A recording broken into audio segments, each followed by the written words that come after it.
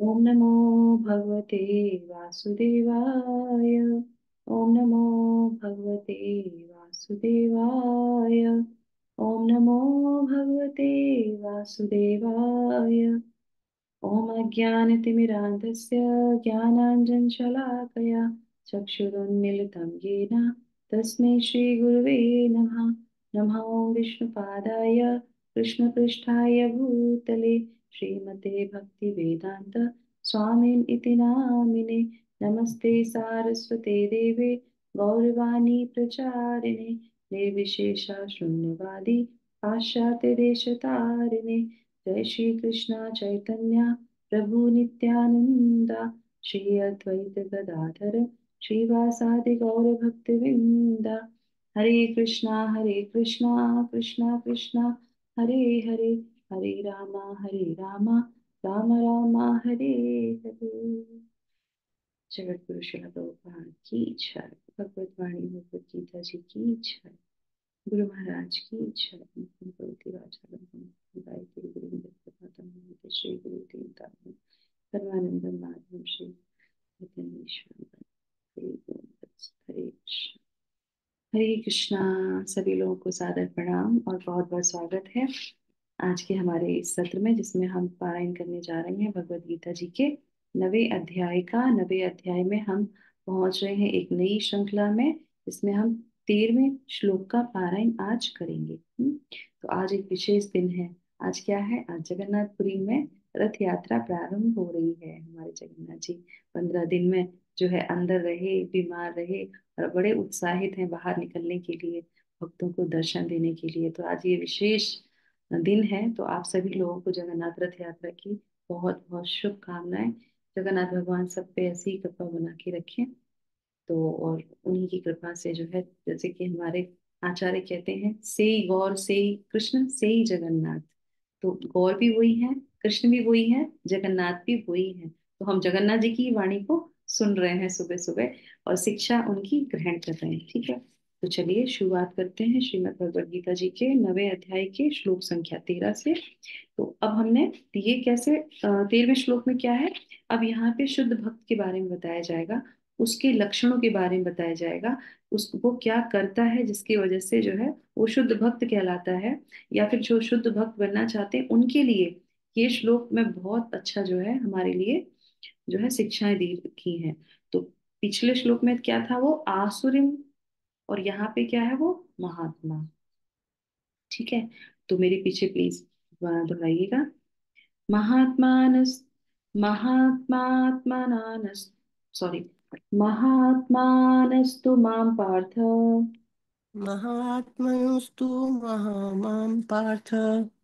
महात्मानस्तु मां पार्थ महानात्मा तु मां पार्थ। देवीं प्रकृतिम् आश्रिता देवीं प्रकृतिम् आश्रिता।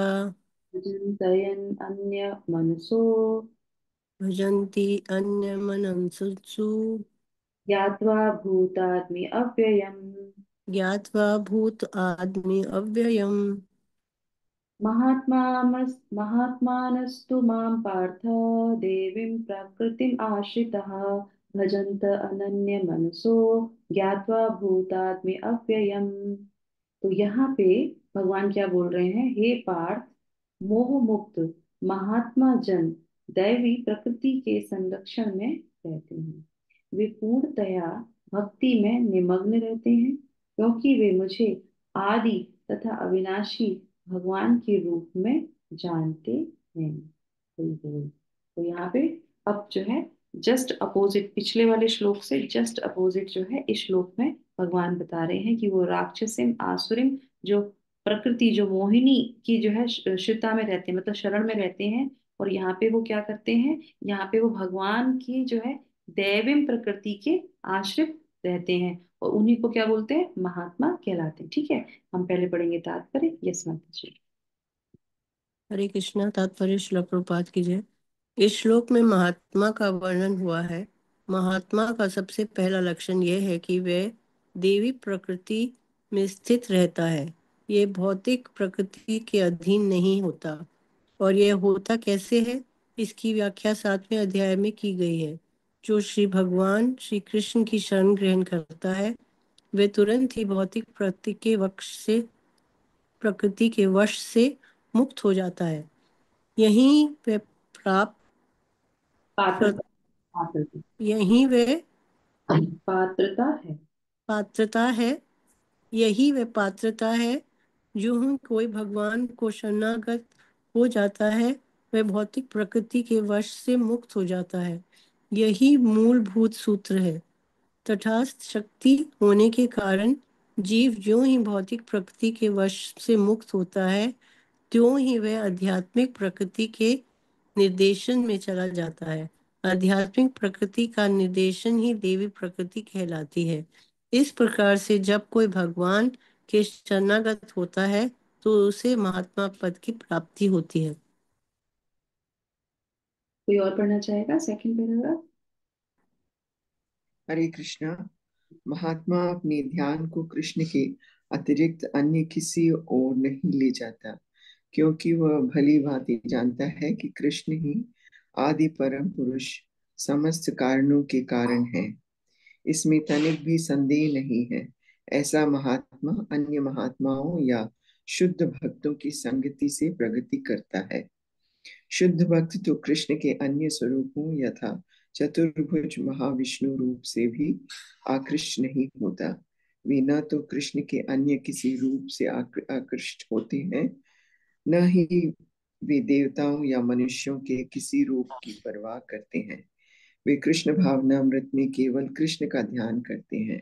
वे कृष्ण भावनामृत में निरंतर भगवान की अविचल सेवा में लगे रहते हैं। हरे कृष्ण।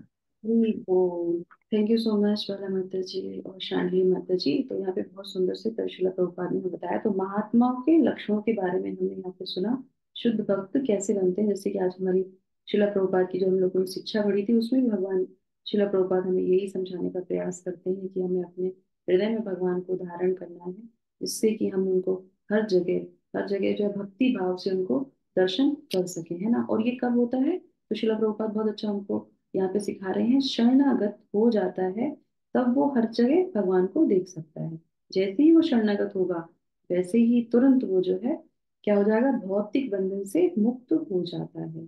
तो इस श्लोक में महात्मा का वर्णन हुआ है, ठीक है। तो सबसे पहले जो है तुम्हें इसमें लक्षणों के बारे में बताया गया, तो हम उस पर थोड़ी सी जो है दृष्टि डालेंगे कि कैसे जो है बोला जा रहा है ना। तो यहाँ पे क्या बोला जा रहा है, एक लाइन में अगर हम इसको समझें तो भगवान शिला प्रभुपाद क्या बोलना चाह रहे हैं, वो कह रहे हैं कृष्ण के होकर कृष्ण के लिए कृष्ण के नाम का भजन करो, ठीक है। यही शरणागति है, क्या है? कृष्ण के होकर कृष्ण के लिए और कृष्ण के ही नाम का हमको क्या करना है, भजन करना है ना। तब इस तरीके से हो सकता है कि हमारे मन में क्या होना चाहिए कि मैं भगवान का नित्य दास हूँ। कृष्ण का होकर मतलब शरणागति, मैं भगवान का दास हूँ। दूसरा क्या है, अब कृष्ण की भक्ति को जो है, अगर कृष्ण को प्राप्त करने ही मेरे जो है जीवन का एक लक्ष्य है ना, तो कृष्ण के लिए, और अगर उनको प्राप्त करना है, ये लक्ष्य हमारा बन गया, उनको प्राप्त करना है, उनके धाम को प्राप्त करना है, तो क्या करना पड़ेगा? तो साधन में क्या करना पड़ेगा? उस साधि का ही नाम लेना पड़ेगा। साधना में उसी साधि का ही नाम लेना पड़ेगा, उसकी ही शक्ति का नाम लेना पड़ेगा, और फिर हम उसको प्राप्त कर सकते हैं। बस ये छोटा सा, ठीक है। तो अब हम लोग जो है यहाँ पे आगे इसकी चर्चा करेंगे। तो अब आप मुझे एक चीज बताइए कि जैसे हम लोग पिछले श्लोक में जो बात की थी कि जो है वो मोहिनी में जो है प्रकृति की जो है उसमें जो है आसक्त हो जाते हैं, और जो है समझ नहीं पाते कि हमें किसको सरेंडर करना चाहिए, किसको नहीं सरेंडर करना चाहिए। तो आप मुझे बताइए, तो कोई ऐसा भी होता है जो मोहग्रस्त नहीं होता? हम्म, जो मोहग्रस्त नहीं होता, कौन लोग मोहग्रस्त नहीं होते? सभी मोहग्रस्त हो जाते हैं या कुछ लोग नहीं भी होते हैं? जिनका दृढ़ विश्वास कृष्ण भगवान में है वो मोहग्रस्त नहीं होते। जो जिनका लक्ष्य ये है कि भगवान को प्राप्त करना है, भगवान की साधना करते हैं, भगवान का नाम लगते हैं, वो ही मोहग्रस्त नहीं होते हैं। दूसरा, देखिए बहुत बारीक सी चीज है, कल भी हम लोग उसी श्लोक में पढ़ रहे थे, इसलिए मैं दोबारा से उसको हाईलाइट कर रही हूँ कि शिला प्रभुपाद कल भी जो है पॉइंट कर रहे थे कि ऐसे अनेक भक्तगण हैं। अनेक भक्तगणों में क्या होता है, कभी कभी आप देखेंगे कि विष्णु और कृष्ण में अंतर मान लेते हैं, इससे एक चीज मुझे बहुत अच्छी याद आ रही है, हम लोग सुबह सुबह डेली जो है तुलसी महारानी की आरती करते हैं, है ना। तो उनको क्या बोलते हैं, जब हम उनको प्रणाम करते हैं तो फिर क्या लास्ट में क्या प्रणाम करते हैं, कौन बताएगा? लास्ट में प्रणाम मंत्र में क्या बोलते हैं? विष्णु प्रिय प्रदे देवी। हाँ, विष्णु भक्ति प्रदे देवी। तो विष्णु है या कृष्ण है? कृष्ण भी वही है और विष्णु भी वही है। यस, यही होना चाहिए। तो कभी कभी क्योंकि शास्त्रों में कहीं लिखा है विष्णु है, तो कुछ लोग विष्णु बोलते हैं, वो बिल्कुल पर्टिकुलर रहते हैं कि नहीं विष्णु ही बोलना है, विष्णु बोला है तो विष्णु ही बोलना है। अरे विष्णु भी वही है, कृष्ण भी वही है। तो ये बिल्कुल जो है इस चीज में अंतर नहीं रखना चाहिए, तो विष्णु भी बोल सकते हैं, कृष्ण भी बोल सकते हैं।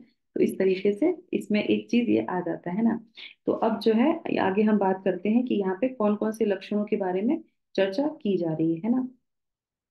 सबसे पहली बात तो ये है कि महात्मा एक टाइटल नहीं है जो रबर स्टैम्प की तरह किसी के भी सर पे चिपका दी जाए कि ये कंठी पहनता है, ये तिलक धारण करता है, ये गेरुआ वस्त्र पहनता है, या फिर ये जो है बहुत मंदिर जाता है तो ये महात्मा हो गया। नहीं, महात्मा के कुछ लक्षण होते हैं जो अंदर से जो है उसको महात्मा दर्शाते हैं, बाहर से नहीं, है ना। तो हम लोग को भी प्रयास करना चाहिए कि जो हमें ये लक्षण दिखाए जा रहे हैं, बताए जा रहे हैं, वो हम अपने जीवन में उतारे। मैं स्पेशली अपने लिए बात कर रही हूँ, है ना। तो यहाँ पे क्या है, ये यहाँ पे सबसे पहले बोल रहे हैं कि जो क्या करता है, मेरी दैवी शक्ति का आश्रय लेता है। भगवान की कौन सी दैवी शक्ति का?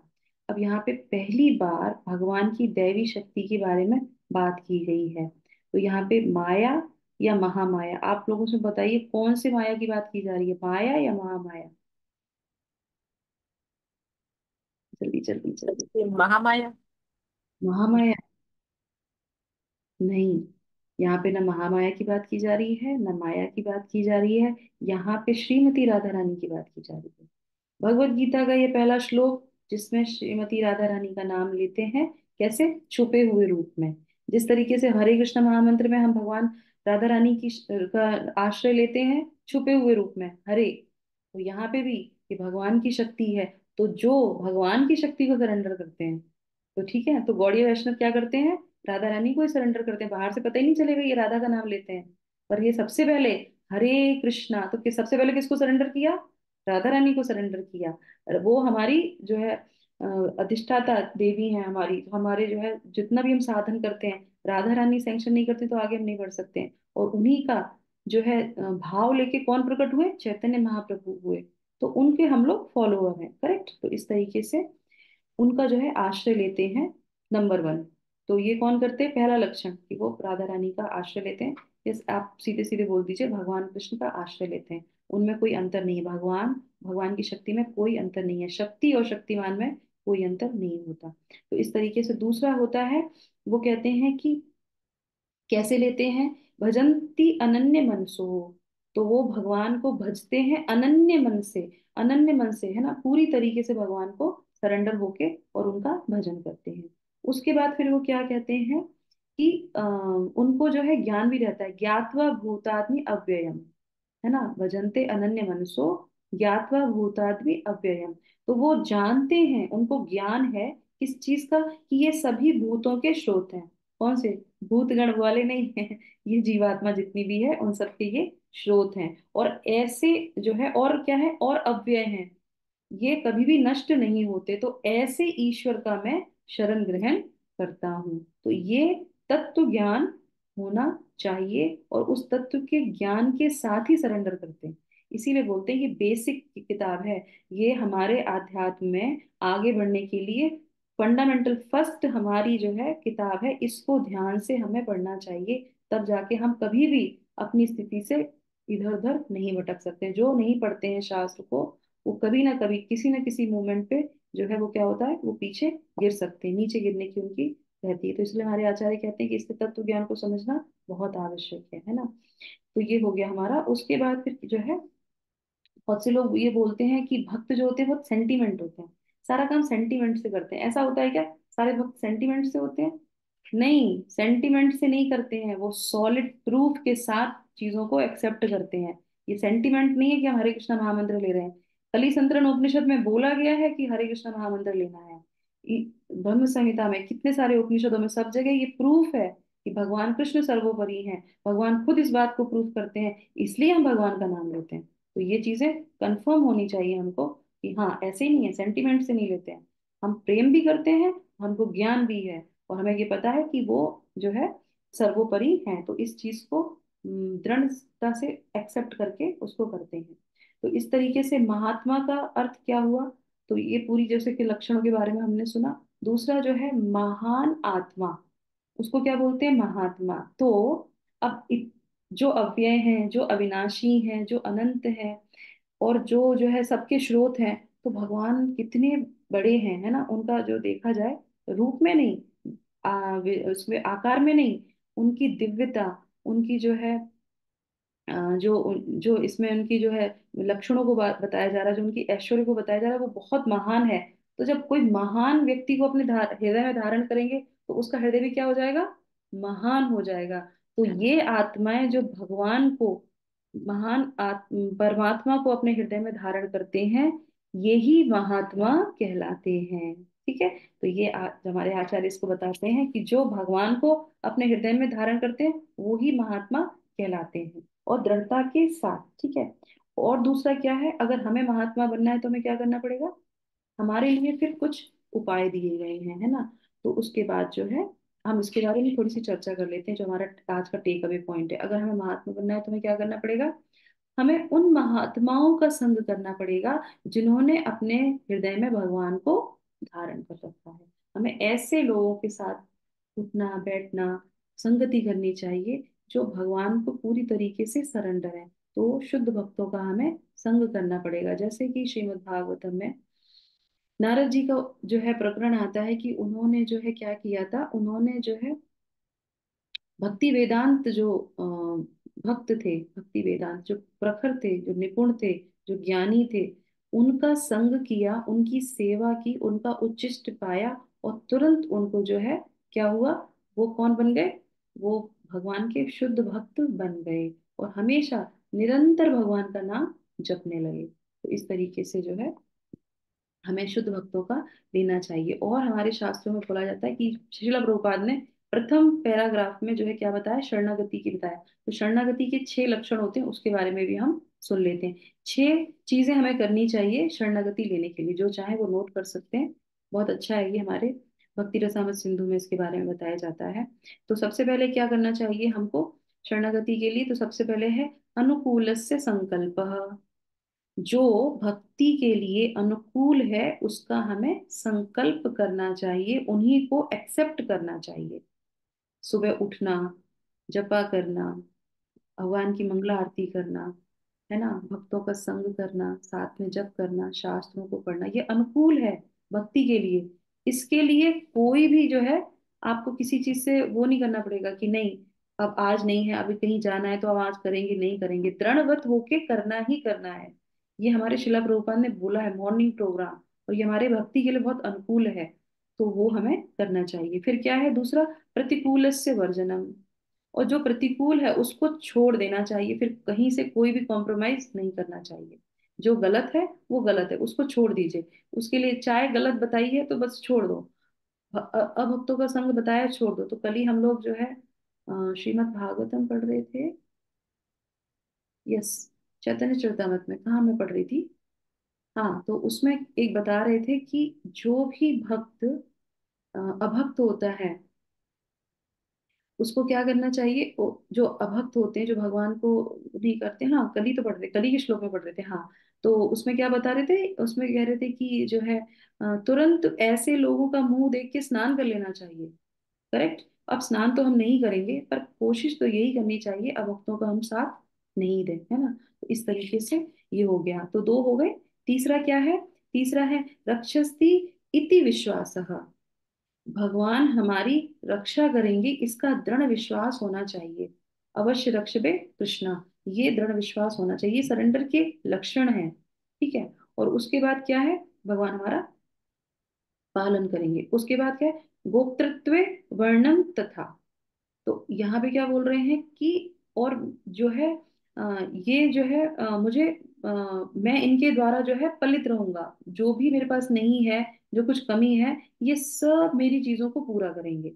मेरी रक्षा भी करेंगे, मतलब मेरा पालन भी करेंगे, और गोप्तृत्व वर्णम तथा तथा का मतलब है कि ये मुझे पोषित भी करेंगे, पालन पोषण, मेरा पोषण भी यही करेंगे, किसी भी तरीके से हो, हर तरीके से भगवान रक्षा भी करते हैं और क्या है, हमारा पोषण भी करते हैं, ये विश्वास हमें होना चाहिए। अगर नहीं है, अपने ऊपर अगर हम टिके हैं, तो वो शरणागति नहीं कहलाती।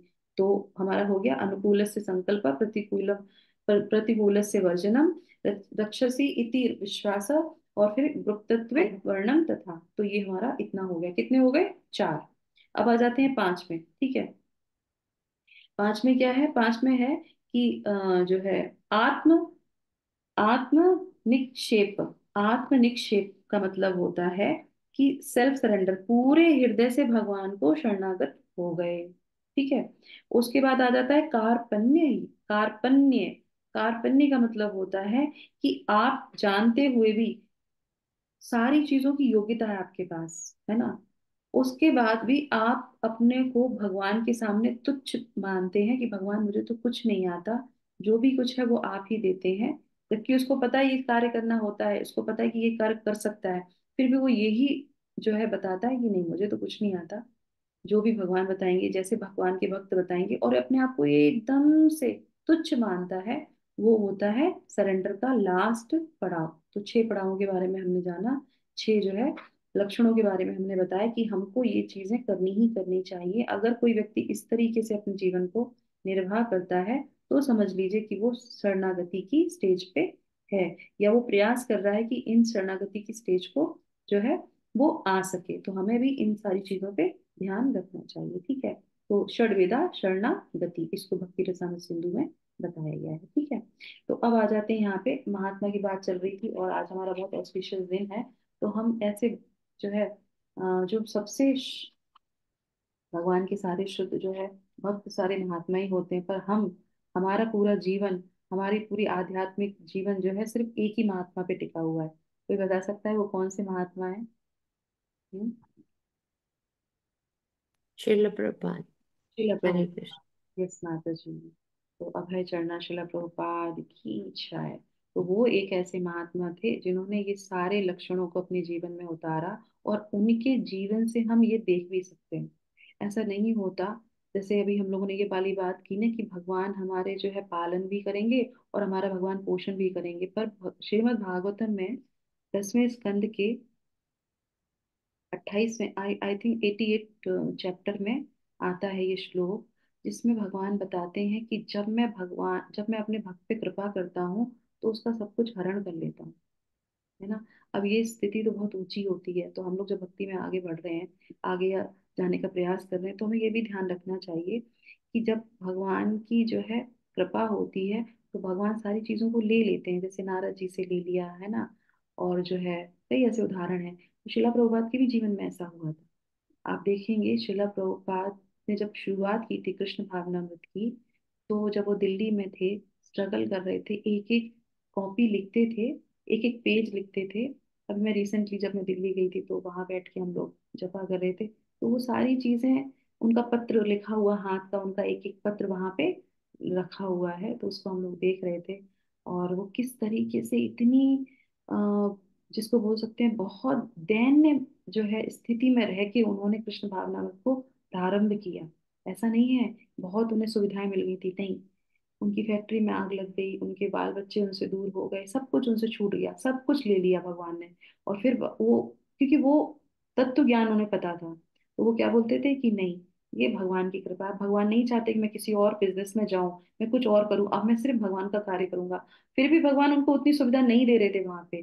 तो वो क्या कर रहे थे, उनको पहनने के लिए कपड़े नहीं थे, धोने के लिए साबुन नहीं था, वो गंदे कपड़ों में रहते थे, फटे कपड़ों में रहते थे, कई कई दिन उनको भोजन नहीं मिलता था।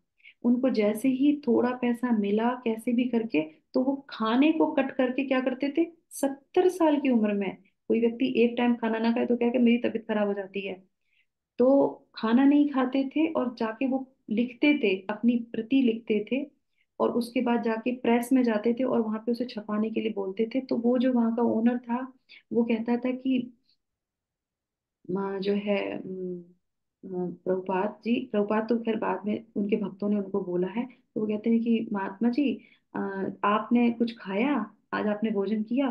क्योंकि झूठ नहीं बोल सकते ना, क्योंकि वो महात्मा है, तो वो नीचे सर कर लेते थे। और वो समझ जाता था कि आज भी इन्होंने भोजन नहीं किया। और वो देख सकते थे कि कितनी दृढ़ता है भगवान के लिए, इतनी दैन्य हालत में भी ये अपने कार्यों को छोड़ नहीं रहे। भगवान पे इतना अटूट विश्वास कि नहीं, भगवान पालन करेंगे, पोषण करेंगे। और ऐसे ही जाते थे, प्रतियों को बांटते थे, है ना। जैसे आज हम लोग भगवत गीता बांटते, तो सबसे पहले तो शिला प्रभुपाद ने बांटना शुरू किया। तो वो प्रतियों को बांटते थे, तब तो किताब भी नहीं छपी थी। प्रतियों को बांटते थे, तो वहां पे जो है चक्कर आ जाते थे, वहीं पे बेहोश होके गिर जाते। दिल्ली 6 की बात बता रही हूँ, जिस मंदिर में उन्होंने शुरुआत की लिखने की। चक्कर आ जाते थे, गिर जाते थे।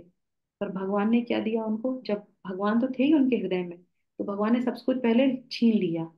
और उसके बाद फिर भगवान ने पूरी तरीके से क्या किया, अपने आप को दे दिया। तो आज हम देख सकते हैं कि वही जो महात्मा, आप लोग को शायद मेरे इधर दिखाई दे रहे होंगे, शिला प्रभुपाद, तो यही महात्मा ने क्या किया, सिर्फ मात्र 10 वर्षों में पूरे जगत में भगवान को स्थापित कर दिया। ये दृढ़ता है भगवान के प्रति उस महात्मा की, जिनकी कृपा से हम आज अपने जीवन में भगवत गीता का पारायण कर पा रहे हैं, हरे कृष्णा महामंत्र का पारायण करें। चैतन्य महाप्रभु क्या बोल गए हमें क्या पता। सिर्फ शिला प्रभुपाद की वजह से हमको ये पता चला। हम निर्विशेषवादी नहीं बने, हम मायावादी नहीं बने, हम भगवान के भक्त बन रहे हैं, उसी का प्रयास कर रहे हैं। तो ये सिर्फ और सिर्फ शिला प्रभुपाद की वजह से है। और आज जैसा कि अभी हमने बोला कि आज जगन्नाथ भगवान की रथ यात्रा है, तो कितने लोग हैं जो हर साल जगन्नाथ रथ यात्रा में शामिल हो सकते हैं? नहीं हो सकते हैं। हर समय सुविधा उपलब्ध नहीं होती है, हर समय हमें समय नहीं मिलता है, हमारी इतनी जिम्मेदारियां हैं, हम नहीं निकल पाते। मैं तो आज दिन तक रथ यात्रा में नहीं गई। तो क्यों नहीं जा पाते? नहीं मिलती सुविधा। पर इस महात्मा की वजह से, शिला प्रभुपाद की वजह से, इस्कॉन की वजह से, I am so proud to say this, कि सिर्फ इन महात्मा की वजह से इस्कॉन, जो उन्होंने कृष्ण भावना में भावित जो संघ स्थापित किया है, उसकी वजह से हम आज हर शहर में, हर नगर में क्या कर रहे हैं, जो है जगन्नाथ भगवान की यात्रा में शामिल हो सकते हैं। अरे आप कुछ भी ग्रेटिट्यूड मत करो, सिर्फ इतना सोचिए कि आज जगन्नाथ भगवान की रथ यात्रा है और मैं पूरी नहीं जा सकती, नहीं जा सकता, पर आज मैं जहां पे हूँ वहां पे मैं जगन्नाथ भगवान का दर्शन करूंगा। और ये सिर्फ और सिर्फ उसी एकमात्र व्यक्ति ने करके दिखाया, जिसके पास अन्न नहीं था, जिसके पास वस्त्र नहीं थे, उसने फिर भी भगवान का प्रचार किया। और भगवान ने पूरी तरीके से उसको क्या किया, अपने आप को न्यौछावर कर दिया। भगवान ने उसको न्यौछावर कर दिया कि मैं तुम्हारा हूँ, क्योंकि तुमने मेरे लिए बहुत कुछ किया है। तो इस तरीके से हम देख सकते हैं। तो जगन्नाथ भगवान की आज रथ यात्रा है, तो कृपया करके जरूर जाइए। इतनी सुविधा हमारे गुरुजन ने हमें दी है, तो घर से तो बाहर हमको ही निकलना पड़ेगा, है ना। तो जाना चाहिए। तो इससे थोड़ा सा जो है हम इसका पास टाइम भी आपको सुनाते हैं, और एक छोटी सी प्रेयर के साथ इस सत्र को हम विराम करेंगे। थोड़ा आगे जाएगा तो कोई बात नहीं, क्योंकि आज विशेष दिन है, विशेष कृपा का दिन है। हम सबको अपने घर से बाहर निकल के जिस भी स्थान पे आज रथ यात्रा निकल रही है, उसमें अवश्य ही जाइए। क्यों? क्योंकि एक हमारे अकेले ऐसे जगन्नाथ भगवान हैं, जो मूर्ति स्वरूप, जो साक्षात जिनकी विग्रह की पूजा होती है, मेन मूल स्वरूप जो है, बाहर निकल के आते हैं। ऐसा कोई भी भगवान नहीं करते। कहीं पे किसी मंदिर में कहीं पे भी ये नहीं होता कि जो मूल विग्रह है वो बाहर आए, क्योंकि प्राण प्रतिष्ठित होते हैं ना, उनको कहीं भी हटाया नहीं जाता।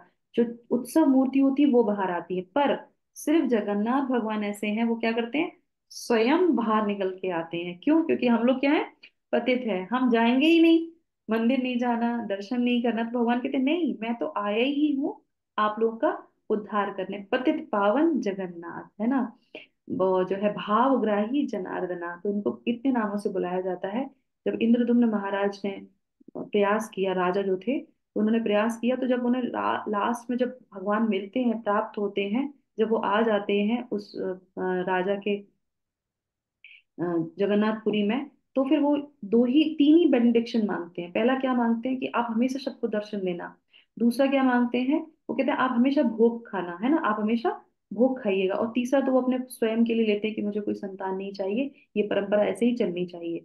तो ये दो चीजों के कारण ही जगन्नाथ भगवान बाहर आते हैं रथ में। क्या करने के लिए? सबको दर्शन देने के लिए। अरे तुम नहीं अंदर आ सकते हो, क्योंकि जो सबर जाति के हैं, जो यवन जाति के हैं, वो अंदर नहीं आ सकते, उनको अलाउ नहीं है। पर शिला प्रभुपाद ने क्या किया, नहीं सब दर्शन करो। अब वो जगह जगह गली गली में हर जगह जगन्नाथ भगवान बाहर निकल के आ रहे हैं और सब उनके दर्शन करते हैं।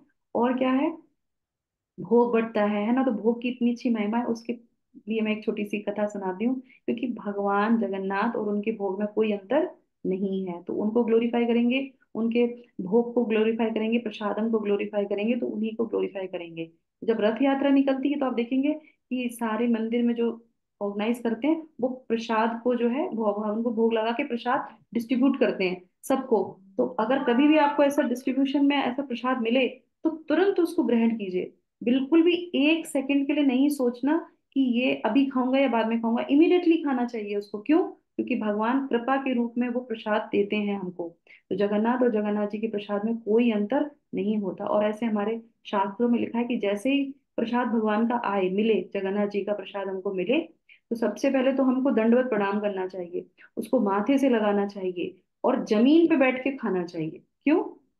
आसन भी नहीं लगाना चाहिए, जमीन पे बैठ के, क्योंकि हम दीनहीन हैं। भगवान स्वयं हमारे पास आए हैं प्रसाद के रूप में। तो जगन्नाथ रथ यात्रा में भगवान के दर्शन कीजिए और जो प्रसाद मिले, पहले तो आप भोग देख सकते हैं, सब कुछ जो बाहर निकलते हैं वो सब भगवान को भोग लगा सकते हैं, कुछ भी भगवान को ऑफर कर सकते हैं। तो पहले तो दीजिए। जैसे सुमित प्रभु ने कल हमको, वो वहां बैठे हैं प्रयागराज में, उनके यहाँ भी रथ यात्रा हो रही है, पर वो यहाँ पे मुझे जो है लक्ष्मी भेज रहे हैं कि माता जी जगन्नाथ जी को। तो ये भाव है भक्त का कि जहाँ पे भी है हमें भगवान को कुछ ना कुछ देना चाहिए। तो इस तरीके से देना चाहिए और जो उनसे मिले उसको तुरंत इमीडिएटली उसको पाना चाहिए। तो इसी तरीके से जो है ये जो है मंडला पंजलि एक ग्रंथ है, उसमें ये सारी चीजें को लिखा जाता है। जो भी नई नई चीजें भगवान जो चमत्कार करते हैं या जो भी आदान प्रदान करते हैं, तो उसमें रहता है कि बंगाल से एक व्यक्ति जो है आता है जगन्नाथपुरी में, और जो है सुना, उसकी मान्यता सुनी होती है कि हाँ भगवान जगन्नाथ भोग ग्रहण करते हैं। तो एक काम करते हैं, हम भी जो है भगवान को भोग देंगे। तो भगवान को खाजा बहुत पसंद है ना। तो भगवान खाजा प्रिय है उनको, मतलब वो बनते बनते ही क्या करते हैं, वो खाजा को खा लेते हैं। इसीलिए उसका नाम पर क्या पड़ गया, खाजा। इमीडिएटली खाते हैं, भोग लगाने का भी वेट नहीं करते। तो वो कहते हैं कि हम भी भोग लगाना चाहते हैं जगन्नाथ भगवान को। तो वो कहते हैं ठीक है, तो आप ले आइएगा, हम भोग लगा देंगे। तो वो 100 पीस जो है खाजा के बनवाते हैं और भगवान को भोग लगवाने के लिए ले जाते हैं। उनकी पत्नी भी साथ में होती, पहली बार आते हैं जगन्नाथपुरी। तो जब वो भोग लगवाते हैं तो भोग लगता है और उसके बाद वापस आ जाता है। तो वो जो देखते हैं प्लेट को, वो तो एज इट इज वापस आ गई। तो वो कहते हैं आपके जगन्नाथ जी तो कहते थे जो है बहुत अच्छे से भोग पाते हैं, ये तो पूरी की पूरे आ गए। और उनकी पत्नी ने क्या किया, तो गिना था 100 पीस है, वो लौट के भी ना गिनती है। अरे 100 के 100 ही पीस वापस आ गए, जगन्नाथ जी ने कुछ नहीं खाया। तो वो कहते हैं कि नहीं नहीं, जगन्नाथ भगवान खा लेते हैं ये, तो इतना का इतना ही रहेगा, ऐसे ही रहेगा। बोले नहीं नहीं, हम कैसे माने कि ऐसे ही रहेगा। फिर पंडित जी से बोलते हैं, जो पुजारी होते हैं, तो वो कहते हैं कि अब मैं आपको बताता हूँ, भगवान खाते हैं। अब ये 100 पीस आपने गिने, ये 100 पीस आपको मिल गए है ना, इसको आप तौलिए। कल जब आएंगे तो आप तौल के लेके आना, ठीक है। कितने किलो का आप लेके आते हैं, फिर वो दूसरे दिन फिर आते हैं और फिर वो जो कितने 50 किलो लेके आते हैं, 50 किलो लेके आते हैं और फिर भोग लगाते हैं। और फिर जब वो लौट के उनको मिलता है प्रसादी में, फिर कहते हैं अब आप तौलो इसको। फिर वो तौलते हैं, पीस उतने के उतने ही होते हैं, एक एक पीस उतना का उतना ही होता है, काउंट में बिल्कुल कम नहीं होता है। और जब तौलते हैं तो 30 किलो कम। तो वो कहते हैं देखा, ये है जगन्नाथ भगवान की महिमा। वो पाते ही पाते हैं, तुमको पूरा देते हैं। अगर इसमें से कम कर देंगे ना तो तुम कहोगे अरे भगवान तो पूरा ही खा लेते हैं। तो इसलिए भगवान की महिमा है। तो भगवान खाते हैं पाते हैं, तो फिर वो जो है ये सच्ची घटना है। इस तरीके से जो 1984 में ये जो है हुआ था भगवान का चमत्कार। तो इसी तरीके से भगवान चीज को पाते भी हैं, अपनी कृपा के रूप में, प्रसाद के रूप में वो हमको देते हैं। ठीक है, तो इसी तरीके से हम जगन्नाथ भगवान के रथ के बारे में हम थोड़ी सी चर्चा करेंगे, जो बहुत ऑस्पिशियस है कि हम अपना मूड बना सकें जब हम जगन्नाथ रथ यात्रा में जाएं। जहाँ पे भी आप लोग हैं, जिस शहर में भी हैं, तो जगन्नाथ भगवान की जो ये बोला जाता है, हरि भक्ति विलास में बोला जाता है कि जो भी मनुष्य जगन्नाथ भगवान के जो है रथ का, रथ पे बैठे हुए भगवान का दर्शन करता है, वो मनुष्य जीवन में जितना भी उसकी जो भी इच्छाएं होती, मनुष्य जीवन जो इच्छाएं होती, वो सारी की सारी पूर्ण हो जाती हैं। भगवान सबकी इच्छाओं को पूर्ण कर देते हैं, क्योंकि वो आई हैं कृपा देने के लिए। और दूसरा क्या होता है, और उसमें बताते हैं कि जो भी रस्सी से जो भगवान की जो रस्सी जो खींचती जाती है ना, तो रस्सी पकड़ते हैं। रथ यात्रा का तो महत्व ही वही है कि रस्सी पकड़ के उसको खींचना। और जब खींचेंगे तो क्या बोलेंगे? जय जगन्नाथ। तो एक बार कोई रस्सी पकड़ के उसे खींचेगा और जोर से बोलेगा जय जय जगन्नाथ, तो जगन्नाथ भगवान कहते हैं कि तुम दोबारा इस धराधाम पे नहीं आओगे। इस बंधन से जो हमको माया ने बांध रखा है रस्सी से, ये रस्सी सारे माया जाल को काट देती है। तो इसलिए हमें जगन्नाथ रथ यात्रा में रस्सी पकड़ के जरूर खींचनी चाहिए। तभी हम लोग सब लोग को बुलाते हैं, आइए आइए आइए, थोड़ी सी रस्सी पकड़ लीजिए। ये नहीं कि अब हमने सुन लिया, हमने पकड़ ली, अब दूसरे को ना बुला, नहीं। भीड़ इतनी होती तो कोशिश करनी चाहिए, हमने पकड़ ली, एक बार खींच लिया, अब जितने नए लोग हैं सबको बुलाइए, आप भी पकड़िए, आप भी खींचिए, क्योंकि ये महिमा आप सुन रहे हैं, करेक्ट। हो सकता है बाहर वाले ना सुने। तो भगवान जगन्नाथ का रथ इसीलिए बाहर निकलता है कि कोई भी हो, कैसा भी हो, बस वो एक बार टच कर ले और खींच ले, वो भी उसका उद्धार हो जाए, है ना। इस तरीके से। और उसके बाद क्या बोलते हैं कि जिस रास्ते से भगवान का रथ निकलता है, वो पूरा रास्ता क्या बन जाता है? हवन कुंड बन जाता है। वो रास्ते पे हवन कुंड होता है जिस रास्ते से जगन्नाथ जी का रथ निकलता है। और अब आप सोचिए, उन्हीं के पीछे पीछे आप जा रहे हैं, डांस कर रहे हैं, भगवान का नाम ले रहे हैं, तो आपने क्या किया? यज्ञ संपन्न किया जगन्नाथ जी के साथ। उसके बाद रास्ते में अपने देखते हो कि कहीं कहीं पे गड्ढे होते हैं, उसमें गंदा पानी भी होता है। रास्ते तो, सड़क पे तो होती ही गंदगी होती है। तो बताते हैं जगन्नाथ भगवान का रथ जिस रास्ते से निकलता, अगर उस रास्ते में कोई गड्ढा है और उसमें पानी है, गंदा पानी, और एक बार रथ वहां से निकल गया, तो वो क्या हो जाता है? वो गंगा, जमुना, सरस्वती, कावेरी, गोदावरी, नर्मदा, सारी नदियां उस जल में होती हैं। तो इसीलिए जगन्नाथ जी की कितनी बड़ी महिमा है उनकी इस रथ यात्रा की, ठीक है। तो इस तरीके से। और जो है हाँ, और कहते हैं कि बस एक बार जो भी उस रथ यात्रा में शामिल होके उनको देखता है, दृष्टि उन पे डालता है, या भगवान उन पे दृष्टि डालते हैं, और वो बस जोर से, अगर जगन्नाथ भगवान भी नाम नहीं लेता है, वो सिर्फ ये कहता है जय हो, मतलब होता है ना किसी किसी को देख के जय हो, बहुत भव्य वो है, इतना कहने से ही कहते हैं, जगन्नाथ भगवान कहते हैं तुम वैकुंठ जाओगे, तुम सीधे वैकुंठ जाओगे, कि तुमने रथ यात्रा में आके क्या बोल दिया? जय हो। तो इस तरह से हो जाता है। तो एक बार एक आदमी होता है, वो जो है अपने उसने गाड़ी पे स्टिकर लगा रखा होता है भगवान की बड़ी बड़ी आंखों का। जैसे आज जो है संतोषी माता जी कह रही थी ना, आंखें, दास से बाबरी को क्या था, उसको भगवान की सिर्फ आंखें दिखाई देती थी हर जगह, हर जगह आंखें दिखता था। तो ऐसे वो आंखों का पोस्टर आता है ना, कई जगह हमने देखा जगन्नाथ जी की आंखों का पोस्टर। तो उनसे हमारे एक भक्त होते हैं, तो वो कहते हैं कि आप जो है, ये पोस्टर तो बहुत सुंदर लग रहा है, उसको तो पता है कि ये जगन्नाथ जी का है। तो उनसे कहते हैं कि आपको पता है ये कौन है? कहते, नहीं मुझे नहीं पता। बोले नहीं पता तो फिर तुमने लगा क्यों रखा है पोस्टर? बोले मुझे नहीं पता, मैं जब ये देखता हूँ ना, मेरे मन में कुछ होता है, और मैं जब भी देखता था तो मुझे कुछ होता था दूसरे लोगों को देख के। मैंने कहा नहीं नहीं, मैं तो अपनी गाड़ी में लगाऊंगा, इनको हमेशा देखता रहूंगा, मुझे इतने अच्छे, इतना अच्छा लगता है ये रूप। अब ये क्या है, कौन है, मुझे नहीं पता। तो बोले जिसको पता ही नहीं है ये जगन्नाथ जी हैं, फिर भी उनकी आंखों में इतना अट्रैक्शन उसको होता है। तो इस तरीके से दास से बावरी की तरह भगवान की आंखों में, क्योंकि वो आए हैं, उनकी पलकें नहीं है, वो हमें सिर्फ दर्शन देने के लिए ही आए हैं। तो ये हो जाता है। तो इसी तरीके से अब हम आ जाते हैं, ये हमने तो जगन्नाथ रथ यात्रा हमें सारी चीजें जो हमको शिला प्रभुपाद ने बताई है, ABCD, वो पूरी हमको इसमें मिल जाती है। A for association, B for जो है भगवान, भक्त और भजन, वो चीजें, तीनों चीजें मिल जाती हैं उसमें, करेक्ट। ABC, C से क्या है? चैंटिंग, हम जोर जोर से क्या करते हैं? भगवान के नाम का उच्चारण करते हैं, कीर्तन चल रहा होता है, बहुत जोर जोर से हरे कृष्ण महामंत्र का चल रहा होता है। और D से क्या होता है? डायरेक्ट भगवान अपने गर्भगृह से बाहर आते हैं दर्शन देने के लिए। D for Darshan of Lord of universe, तो डायरेक्ट भगवान जो है दर्शन देने के लिए बाहर DT फॉर्म में जो है वो निकल के आते हैं। तो ABCD पूरा फॉलो हो जाती है सिर्फ एक जगन्नाथ रथ यात्रा करने से। तो ठीक है, तो अब हम आ जाते हैं, एक छोटा सा हम प्रेयर गाएंगे, जो हमारे हमारे जो है चैतन्य महाप्रभु हैं, वो जो है अ, एक प्रेयर गाते थे। और ये हमारे जो है 1 मिनट में अपना स्क्रीन शेयर करती हूँ, और इसके साथ हम आपने भगवान से प्रार्थना करते हुए कि किस तरीके से वो भगवान को विरह भाव में प्रेम करते थे। ये तो उनका भाव था, पर ये डेली वो गाते थे, इसलिए मैं इस चीज को यहाँ पे शेयर कर रही हूँ आप लोगों के साथ। ये चैतन्य चरितमृत से है। चैतन्य चरितमृत के जो है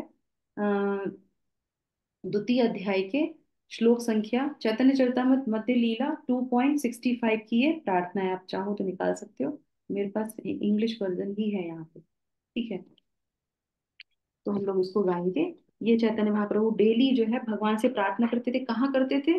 आप जगन्नाथपुरी मंदिर में जाएंगे तो वहां पे जो है स्तंभ है, गरुड़ स्तंभ है, उसके पीछे जगह है, और वहां पे एक साइड में वो खड़े होके वहीं से ये प्रार्थना भगवान जो है गाते थे। तो इसको हम अभी सुनेंगे, ठीक है। तो आप सब लोग भी मेरे साथ रहना। तो एक वहां पे क्या होता है, जगन्नाथ भगवान वो ये जो है क्या कहते हैं हमारे चैतन्य महाप्रभु वहां पे जब जाते थे तो वहां पे क्या होता था, एक और मुझे याद आ गया इसी से संबंधित। तो वहां पे एक औरत होती है, वो क्या करती है, क्योंकि चैतन्य महाप्रभु बहुत लंबे होते हैं, तो वो भगवान को देखने के लिए क्या करती है, गरुड़ स्तंभ पे चढ़ के चैतन्य महाप्रभु के शोल्डर पे पैर रख के खड़ी होके जो है भगवान के दर्शन करती है। तो उनका जो शिष्य होता है चैतन्य महाप्रभु का, तो गोविंद, तो वो कहता है, अरे क्या कर रही हो, नीचे उतरो नीचे उतरो, उनके ऊपर क्यों चढ़ी हुई हो। तो चैतन्य महाप्रभु कहते हैं, अरे छोड़ो कोई बात नहीं, इसका भाव तो देखो, भगवान को देखने के लिए कितनी आतुर है, मेरे मन में ये कब आतुरता आएगी। कौन बोल रहे हैं? चैतन्य महाप्रभु। से ही कृष्ण, से ही गौर, से ही जगन्नाथ, जो जगन्नाथ ही है, जो स्वयं भगवान ही है, वो गौर ही है, वो खुद क्या कह रहे हैं कि मेरे अंदर ये कब आतुरता आएगी, क्योंकि वो राधा रानी के भाव में आते हैं। और ये जो श्लोक है वो जो है गाते थे। तो ये जो है हमारे ये किस में आता है, ये हमारे कृष्ण कर्णामृत में आता है। तो उसका एक जो है ये गाते थे जो है हमारे चैतन्य महाप्रभु। तो इसको हम यहाँ पे सुनेंगे, ठीक है। तो आप लोग म्यूट रह के मेरे पीछे पीछे इसको दोहरा सकते हैं, ठीक है। मैं इसको गा रही हूँ। श्री श्री चैतन्य महाप्रभु की जय, जगन्नाथ भगवान की जय, जगन्नाथपुरी यात्रा की जय।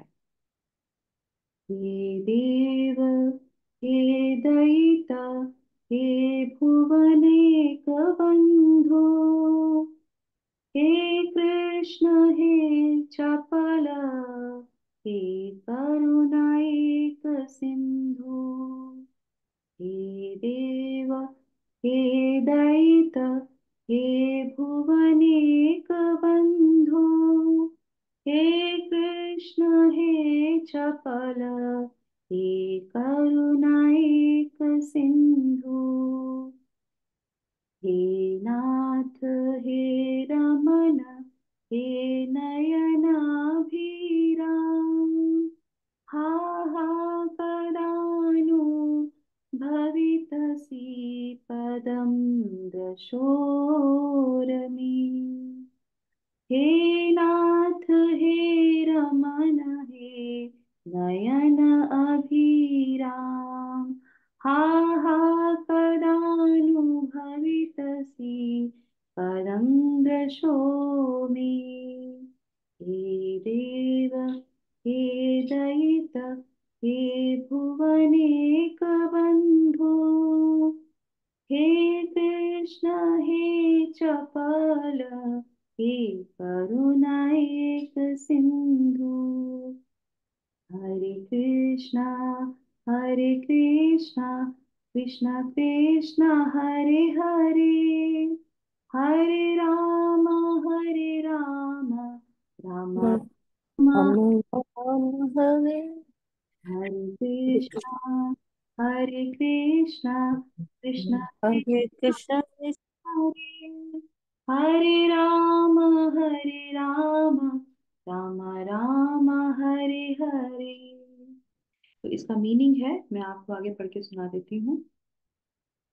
हे प्रभु, हे प्रियतम, चैतन्य महाप्रभु क्योंकि राधा रानी के भाव में होते हैं तो वो क्या बोलते हैं, हे प्रभु, हे प्रियतम, हे ब्रह्मांड के एकमात्र मित्र मेरे, हे कृष्ण, हे चंचल, हे दया के एकमात्र सागर, हे मेरे प्रभु, हे मेरे भोक्ता, हे मेरी आंखों के प्रिय, मुझे अफसोस है कि आप मुझे फिर कब दिखाई दोगे। तो एक बार दर्शन करके बाद दोबारा से मुझे आप कब दिखाई दोगे, कब मैं आपका दर्शन कर पाऊंगा। तो इस भाव से चैतन्य महाप्रभु जगन्नाथपुरी में जो 18 वर्ष उन्होंने अपनी अंत्य लीला वहां पर संपन्न की, कभी भी एक दिन ऐसा नहीं जाता था कि वो जहाँ जाएं और ये प्रार्थना ना करें और जो है गीत गोविंद ना गाएं और भगवान के दर्शन ना करें। तो इस तरीके से जो है भगवान स्वयं खुद यहाँ पे आके भक्त को कैसा होना चाहिए महात्मा को कैसा होना चाहिए, हृदय में भगवान को कैसे याद रख सकते हैं, वो आके अपने ही चरित्र से हमको सिखा के जाते हैं। तो इसीलिए भी हमें जब भगवान के हम दर्शन करें तो हमसे भगवान से यही प्रार्थना करनी चाहिए, भगवान मेरे अंदर वो आतुरता कैसे आएगी, कैसे दास से बावरी की तरह मैं आपको हर जगह देख सकूंगा, कैसे मैं हमेशा आपका चिंतन कर सकूंगा, कैसे मैं आपकी कृपा का पात्र होऊंगा, मैं हमेशा हमेशा आपके ही चिंतन में रहूं। हमारे जो आचार्य हैं उन्होंने अपने आचरण से हमें बताया है कि हम हमेशा भगवान के जो है कृष्णा कॉन्शियस में हमको रहना चाहिए। तो ऐसी हमें भक्ति प्रदान कीजिए। तो जब हम आज रथ यात्रा में शामिल हों तो हमें भगवान दर्शन करने हैं, रथ खींचना है, पर जो है हम पतित हैं तो हमको प्रार्थना भी करनी है, प्रसाद भी लेना है, पर उसके साथ साथ क्या है, प्रार्थना भी करनी है कि हे प्रभु, हे जगन्नाथ, पतित पावन हम पे कृपा कीजिए। हमारे अंदर बिल्कुल भी जो है शुद्धता नहीं है, विकार है, पर आप अगर दृष्टिपात करेंगे तो हम जो है अवश्य ही इस भक्ति मार्ग पे जा सकेंगे और आगे चल के जो है आपके धाम को प्राप्त कर सकेंगे। तो हमारे जीवन का यही एक मूल जो है जो है कार्य है कि हम भगवान को प्राप्त कर सकें, भगवान के धाम को प्राप्त प्राप्त कर सकें और भक्तों के संग में रहकर भक्ति कर सकें। जगन्नाथ भगवान की इच्छा है, जगन्नाथ रथ यात्रा की इच्छा है, जगत गुरु शिला प्रभुपाद की इच्छा है। जय जय जगन्नाथ। हरिओम तत्सत। हरे कृष्णा। तो इसी के साथ हम सब को यहाँ पे विराम करेंगे। आप सबको का दिन शुभ हो, मंगलमय हो, और प्रार्थनाओं के साथ आप जाइए, भगवान के दर्शन कीजिए जगन्नाथ रथ यात्रा में। इन केन प्रकार कैसे भी जाके इस शरीर को वहां तक जरूर लेके जाइए, क्योंकि ये अपॉर्चुनिटी साल में सिर्फ एक बार ही हमको मिलती है, इसको कभी भी नहीं गंवाना चाहिए। ठीक है। हरे कृष्ण। सभी लोगों को सादर प्रणाम। Thank you so much. Hare Krishna.